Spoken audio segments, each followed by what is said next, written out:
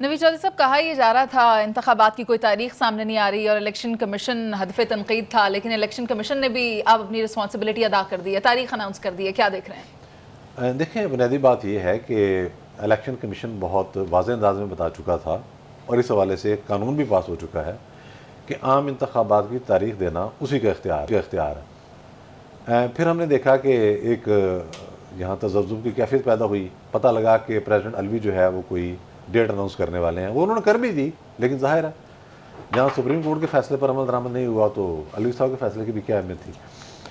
लेकिन इलेक्शन होने हैं, कम से कम मुझे बतौर वोटर, बतौर पाकिस्तानी, बतौर तजज़ियाकार ये यकीन है कि ये इलेक्शन जो हैं जनवरी या फरवरी में होने थे। आज इलेक्शन कमीशन पाकिस्तान ने बता दिया है कि जनवरी के आखिरी हफ्ते में इलेक्शन कराए जाएंगे। अब वो डेट भी दे देगा धारा, जो एक इंतखाबी फरिश्तों का मामला है उस पर जो इतराज़ात हैं वो भी दूर किए जाएंगे। तो ये मामला अब इलेक्शन की तरफ बढ़ रहा है। आपने देखा कि इस पर भी मुख्तलिफ सियासी जमातों का मिला जुला रिस्पॉन्स आया है। कुछ कह रहे थे जी 90 दिन में कराएँ, कुछ ने कहा नहीं जी वो अब चूँकि मुश्तरका मफादात कौंसिल मंजूरी दे चुकी है इसलिए हम आगे चलेंगे सेंसस के तहत। तो ये सारा मामला अब इलेक्शन की तरफ चल पड़ा है। अब सियासी जमातें इस पर वसी तरह इत्तफाक़ राय पैदा कर पाएंगी, मेरे ख्याल में कर पाएंगी। हफ्ते से 10 दिन के अंदर जो डेवलपमेंट्स सियासी जमातों की सतह पर होने वाली है। देखें, हर शोबा मुतहर्रक है, हर इदारा मुतहर्रक है, अपने अपने हवाले से हर कोई जोर लगा रहा है। सबके अपने अपनी तरजीहात हैं, सबके अपने अपने स्टेक्स हैं और पाकिस्तान में हमेशा से रहे हैं, आइंदा भी होंगे। ये बात हम सरफ नज़र नहीं कर सकते। लेकिन ये अब चीज़ बहुत अहम हो चुकी है कि पॉलिटिकल पार्टी की जो एक्टिविटीज़ हैं उनकी ओरिएंटेशन अब इलेक्शन की जानिब हो जाएगी। और जब इलेक्शन की जानिब हो जाएगी तो फिर हमें एक मंजिल नज़र आना शुरू हो जाएगी, हम उस जानिब बढ़ रहे हैं। तो मेरा तज़िया तो यही है कि इलेक्शन कमीशन पाकिस्तान ने जो डेट दी है ये संजीदा मामला है। ये ऐसा नहीं है कि ये सोचा जा रहा है कि शायद कोई रेफरेंस सुप्रीम कोर्ट जाएगा और फिर वहाँ से कोई जजमेंट आएगी, 90 दिन की आएगी या पहले की या बाद की आएगी या क्या होगा।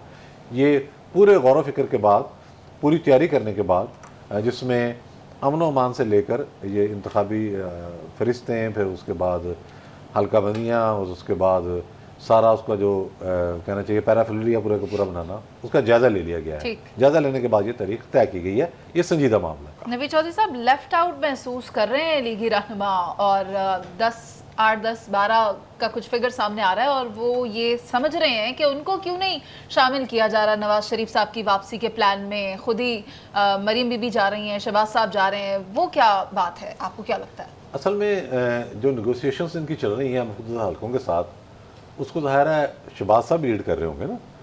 अब वो ख्वाजा आसिफ साहब हों या प्रोफेसर एहसन इकबाल हों, ख्वाजा साद रफ़ीक हों या शाहिद खान नवासी हों या कोई और लीडर हो, वो तो नहीं कर रहा होगा।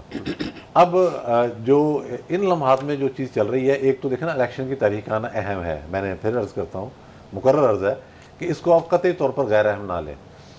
दूसरा ये है कि मैं तो चूँकि सफ़र में था लेकिन और वहाँ मौका भी नहीं मिलता ख़बरें देखने या सुनने का हरम में, बहरहाल। लेकिन वो जो शहबाज शरीफ साहब ने यहाँ आने के बाद वापसी इख्तियार की है वो सिग्निफिकेंट है, क्योंकि पहले वो एक चीज़ें सारी तय करके आए हैं।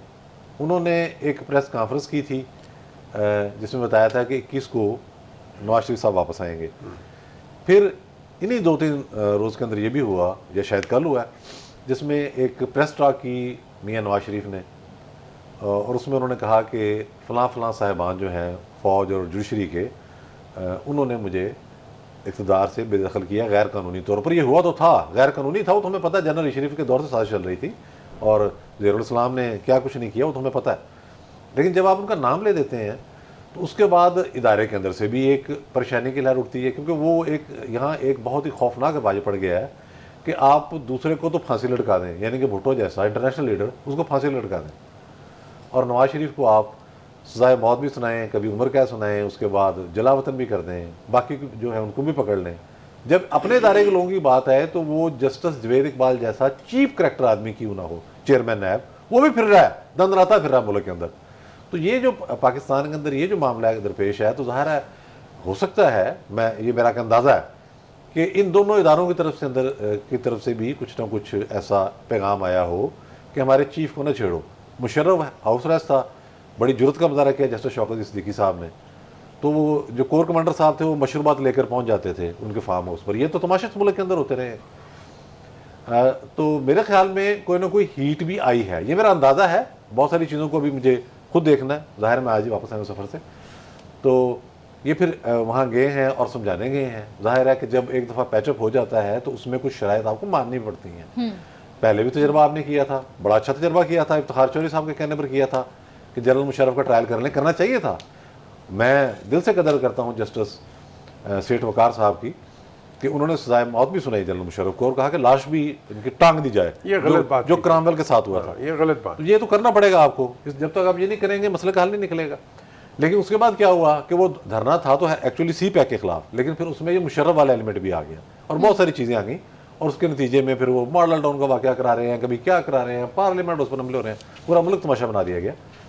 तो कहने का मकसद ये है कि अगर इन्होंने आना है तो ऐसे भी ये फातह बन के नहीं आ रहे, कोई ना कोई नेगोशिएशंस होगी, कोई शराइत माननी पड़ेंगी। वो इन्होंने तजर्बा करके देख लिया है, इदारे इतने कमज़ोर नहीं हुए। आप जिसको तुर्रम खान समझ रहे थे, मुस्लिम उम्मा का लीडर समझ रहे थे, अगर उन्होंने बुलेट प्रूफ कमरे से निकाला, पकड़ कर सीधा जेल के अंदर डाल दिया। इतनी सारी बात है।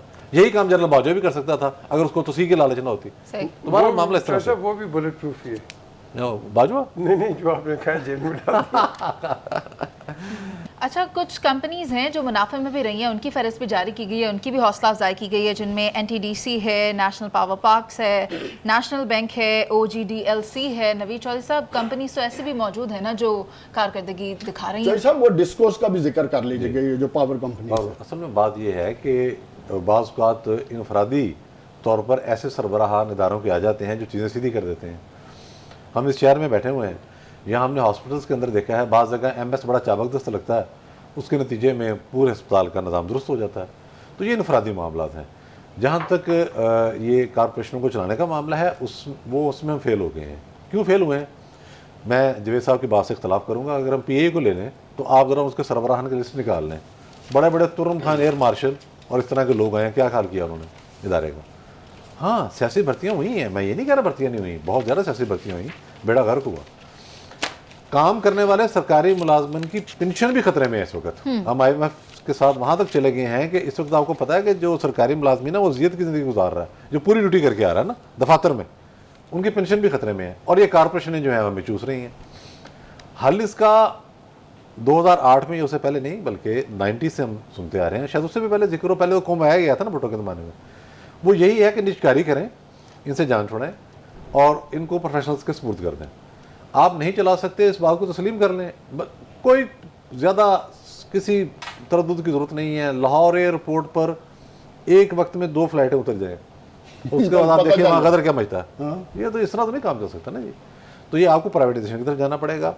आपको फिर वो खुद जब आगे आएंगे, उनकी जिम्मेदारी होगी, वो सारे निज़ाम को बेहतर कर देंगे। हमारे पास सेट एग्जाम्पल है PTCL की, कहाँ एक फ़ोन लगवाने के लिए MNA, वज़ीर, स्पीकर, DC, सेक्रेटरी की सिफारिश चाहिए होती थी। कहाँ हमने निजकारी की और उसके नतीजे में आप देखें कि आम हो गया सारा मामला। तो ये तो आपको करना पड़ेगा।